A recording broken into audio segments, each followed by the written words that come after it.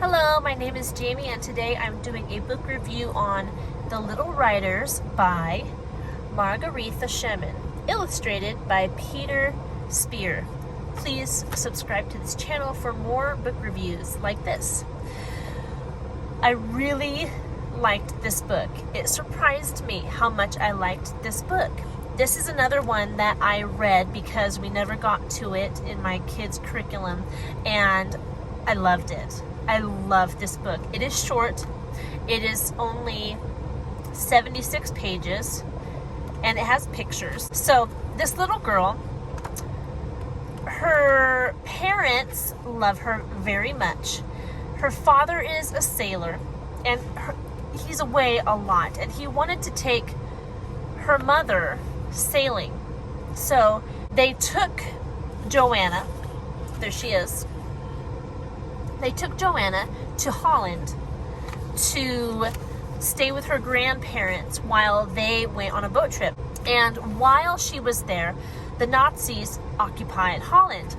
No one was able to come in and no one was able to go out, and she was forced to stay with her grandparents during the Nazi occupation. Her father is the one who grew up in this town, in this country, and it's his parents that Joanna is staying with. And her father always used to tell her about the Little Riders, which are these little, do they even show them on the cover? I guess they do. They're right here. They're like soldiers on horses, and they're actually really big so that they can be visible on top of this building. Whenever the clock chimes, the Little Riders come out and they ride around the clock tower, and she can see them from her window. She sees them every time they come out. When the Nazis invade, I like how the whole story is on the cover of this book, right? Oh, I dropped it.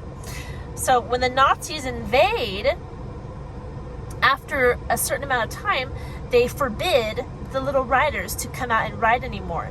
And Joanna and her grandparents, well, mostly her grandparents, knew that it was only a matter of time before the Nazis decided to take the Little Riders and melt them down to make ammunition. So before they could do that, they had to find a way to hide the Little Riders, because the Riders had so much history for the town and so much hope and meaning for the people, and they wanted to protect them from the Nazis. So that's the book in a nutshell, and the ending had me in tears. It was really good, and just the writing style. You know those books where you start writing it, you know those books where you start reading it and almost immediately you can tell that it's going to be a good book just because the writing style is amazing. This was one of those books. I started reading it and I was immediately hooked, and I wanted to know what was going to happen next, what was going to happen in the story. And even though this book was written for children, it is very valuable for adults. It's short. I recommend going through it. It won't take you very long, and it is very heartwarming. Let me show you a couple of the illustrations. The illustrations are simple but beautiful. So here's one, kind of a landscape of the city. Here's her room with her grandfather. Well, actually, her room was occupied by a Nazi soldier. So that's another aspect of the story. She had to decide if she was going to hate this man for the whole duration of his stay, or if she was going to grant him some grace.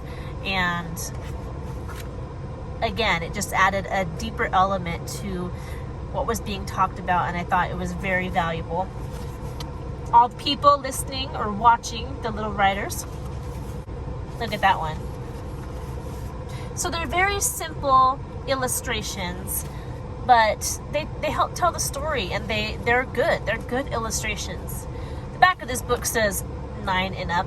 I looked up what would be a good reading level to categorize this in, and it said 4th through 8th grade. So I would say 4th grade. I think 4th grade is a good is a good grade for kids to read this book. 4th grade and up, not 4th through 8th grade, 4th grade and up. If you're an adult, you should be reading this book. It's a really good one, but I enjoyed it. I think you will too. It's worth the read, worth the short look through. It's good. And I think your kids will like it too. And it teaches about the Nazi occupation in Holland. So that's all I got for you today. I hope you're doing well, and I look forward to seeing you in our next video. Goodbye.